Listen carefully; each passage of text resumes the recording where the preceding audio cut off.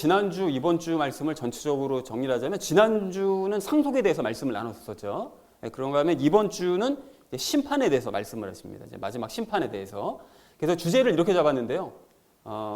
심판을 대비하자라는 것을 주제로 이제 각절 말씀 나누도록 하겠습니다. 먼저 23절 말씀 우리 함께 읽도록 하겠습니다. 그러므로 하늘들에 있는 것들의 모형들은 이런 것들로 깨끗하게 할 필요가 있었으나 하늘의 것들 그 자체는 이런 것들보다 더 나은 희생물로 하여야 할지니라 라고 말씀합니다.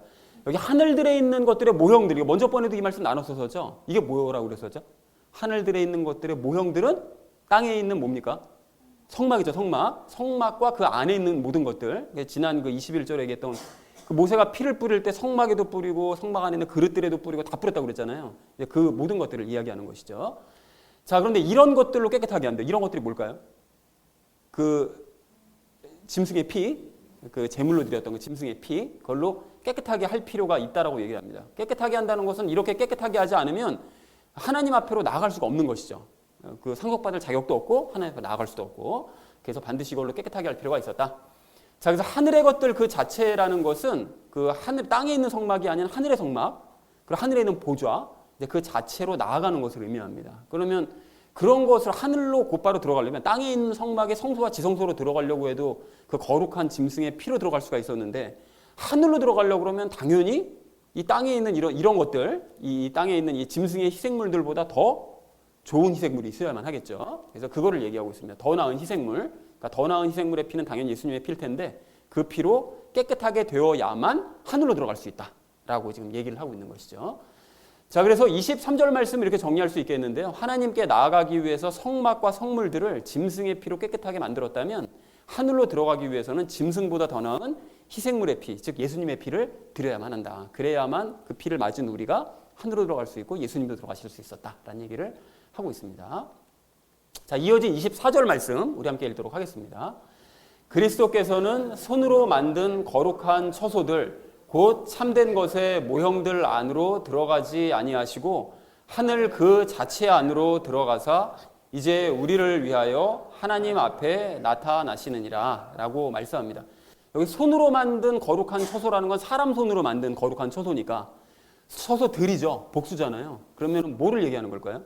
거룩한 것이, 성막 안에 거룩한 것이 두 가지가 있죠. 하나는 앞에 있는 성소고 다른 하나는 지성소고, 그 두 가지를 얘기하는 거죠. 땅의 성소의 성막과 지성소. 그런데 그리스도께서는 땅에 있는 성소와 지성소로 들어가신 것이 아니라는 거예요. 레위지파 제사장이 아니시니까. 그래서 그 참된 것의 모형들, 그러니까 성막 안으로 들어간 게 아니라 하늘로 그냥 아예 들어가 버리셨다는 거예요. 그래서 하늘로, 예수님께서는 성소나 지성소로 들어가지 않으시고 더 나은 희생물, 당신의 피를 들이셔서 아예 하늘의 지성소로 그냥 들어가 버리셨다라고 이제 말씀을 하는 거죠. 그러면 왜 들어가셨냐? 들어가셔서 하시는 일이 있는데 이제 우리를 위해 하나님 앞에 나타나신대. 우리의 무엇을 위해요? 우리도 예수님처럼 하늘로 들어가게 하기 위해, 그거죠. 그래서 이제 우리를 하늘의 지성소로 들어가게 하시려고 하나님 앞에 대제사장으로서 서 계시는 것이죠. 예수님께서. 자, 그래서 24절 말씀 이렇게 정리할 수 있겠는데요. 그리스도께서는 성소나 지성소로 들어가지 않으시고 하늘의 지성소로 들어가셨다. 그래, 들어가셔서 하시는 일이 있는데 이제 우리를 위해 하나님 앞에 대제사장으로서 서 계신다라는 것이 24절의 의미가 되겠습니다. 자, 이어진 25절 말씀 우리 함께 읽도록 하겠습니다.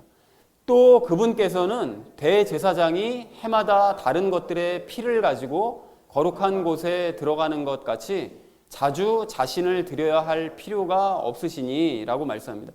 앞에 지금 23절, 24절 말씀은 예수님의 그 피의 그 질을 얘기한다고 할까요? 그러니까 예수님께서는 그 정도가 피가 너무 거룩하신 분이기 때문에 하늘로 들어갈 수 있게 만드는 그런 피다라는 걸 얘기했다면 25절서부터 26절까지는 그 양적인 부분을 얘기하고 있습니다. 그래서 대제사장이 해마다 다른 것들의 피, 즉 짐승의 피를 가지고 들어가되 해마다 짐승을 잡아가지고 들어가야 됐잖아요. 그죠? 그러니까 서로 다른, 해마다 다른 짐승의 피를 가지고 거룩한 곳에 들어갔죠. 거룩한 곳이 어디입니까?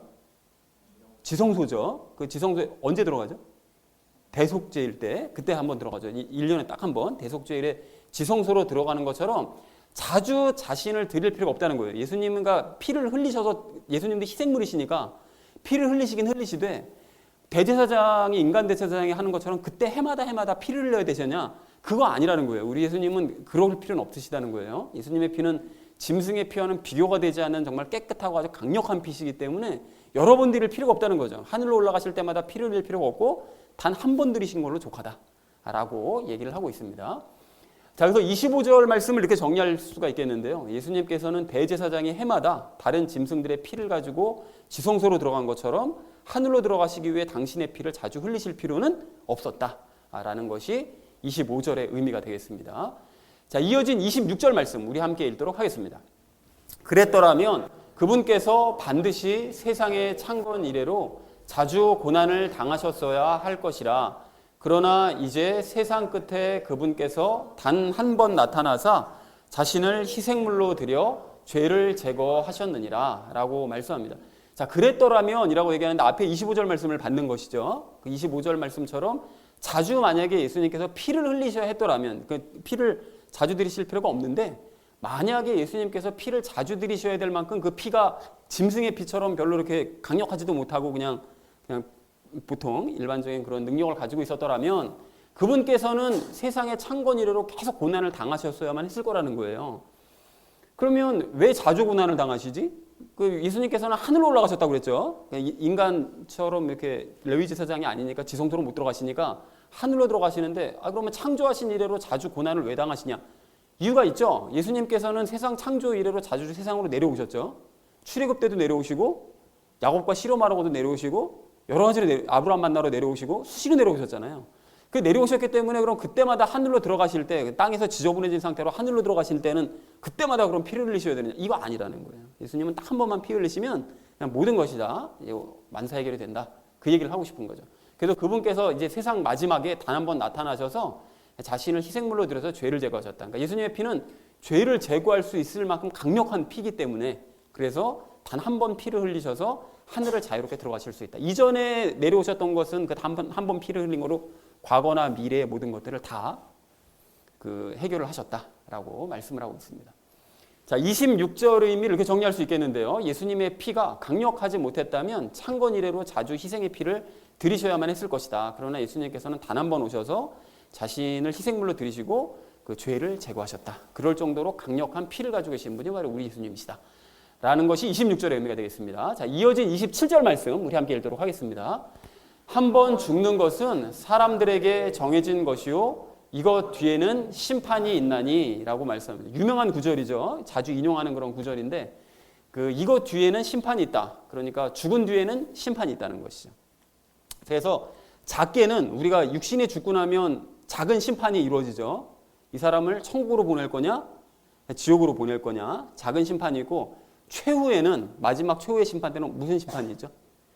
새 예루살렘으로 보낼 거냐 영원한 불호수로 보낼 거냐, 이거에 대한 그 마지막 진짜 심판이 따로 있는 것이죠. 심판이 있다. 그래서 예수님께서는 이 심판을 건데 우리가 면하게 하기 위해서, 우리가 심판을 받고 지옥이나 불호수로 들어가지 않게 하기 위해서 당신을 희생하셔서 인간의 죄를 제거하셨다고. 26절 말씀을 그래서 얘기한 것입니다. 그래서 우리의 죄를 제거하셔서 심판을 면하게 만들어주셨다라는 것을 이야기하고 있죠. 자, 그래서 27절을 이렇게 정리할 수 있겠는데요. 죽는 것은 사람들에게 정해진 원칙이고 죽은 뒤에는 심판이 있다라는 것이 27절의 의미가 되겠습니다. 자, 마지막 28절 말씀 우리 함께 읽도록 하겠습니다. 이와 같이 그리스도께서도 많은 사람의 죄들을 담당하시려고 단 한 번 드려지셨으며 또 자신을 기다리는 자들에게 죄와 상관없이 두 번째 나타나사 구원에 이르게 하시리라 라고 말씀합니다. 여기 많은 사람의 죄들을 담당하셨다. 그러니까 우리 예수님은 많은 사람들의 죄를 제거하시려고 26절에서 말씀하신 것처럼 죄를 제거하시려고 이제 오셨는데, 예수님은 하나님의, 기억하시죠? 지난주에 하나님의 상속 언약 때문에 대신 예수님은 죽어주신 게 맞아요, 일단은. 그리고 동시에 우리를 거룩하게 만드시기 위해 죽으셨다고 말씀드렸었죠. 자, 그래서 우리의 죄를 거룩하게 만드시기 위해 우리의 죄를 제거하시고 거룩하게 만드셔서 우리가 심판 대신에 상속 유산을 받게 하시려고, 그래서 우리의 죄를 담당하신 거죠. 죄를 제거를 해주신 거죠. 자, 그리고 또한 상속 유산을 받을 수 있다는 것을 이제 질자로 보여주시기 위해, 만약 말로만 하고 나중에 상속 유산 받을 수 있어 이렇게 하면 그 못 믿을 수도 있잖아요. 그러니까 당신이 승천하시는 걸 그래서 보여주신 거예요. 그러니까 이렇게 피가 나의 피를 너희가 믿고 받아들이면 내가 하늘로 올라가는 것처럼 너희도 하늘로 올라갈 수 있다. 이거를 시범으로 먼저 보여주신 것이죠. 자, 그리고 그 하반절 말씀을 보면 당신을 기다리는 자들이요. 당신, 그러니까 예수님을 기다리는 자들, 그러니까 예수님의 재림을 기다리는 자들이요. 죄가 제거된 자들이겠죠. 자, 이런 사람들에게 죄와 상관없이 두 번째 나타나신다는 거예요. 두 번째 나타나실 때는 첫 번째 오셨을 때는 죄들을 제거하기 위해 오신 거잖아요. 그죠? 근데 두 번째 오실 때는 죄를 제거하는 것 때문에 오시는 건 아니라는 거죠. 그죠? 죄를 제거하시는 거랑 상관없이 무엇 때문에 오시느냐? 죄를 가진 사람들을 심판하시고 죄가 없는 자들을 구원하시기 위해서 그래서 오시는 거죠. 그러니까 첫 번째 오셔서 재림하시기 전까지는 예수님을 믿는 자들의 죄를 제거해 주시고 끝까지 거부해서 죄를 여전히 가지고 있는 자들을 심판하시고 그래서 믿어서 죄가 없어진 자들은 구원하시기 위해서 오실 것이다 라고 얘기한 것이 28절의 의미가 되겠습니다. 그래서 28절을 이렇게 정리할 수 있겠는데요. 예수님은 많은 사람들의 죄를 제거하시기 위해 단 한 번 드려주셨고 이제 재림을 기다리는 자들에게 두 번째 나타나셔서 그들을 구원하기 위해 반드시 오실 것이다 라는 것이 28절의 의미가 되겠습니다. 자, 그래서 오늘 본문 말씀을 이렇게 전체적으로 정리해 볼 수 있겠는데요. 땅의 성막과 성물들은 짐승의 피로 깨끗하게 만들었지만 하늘로 들어가려면 더 좋은 희생물을 드려야만 한다. 그래서 예수님께서는 당신을 희생물로 삼아서 성소나 지성소가 아니라 하늘로 들어가는 걸 보여주신 거죠. 그렇게 될 수 있다.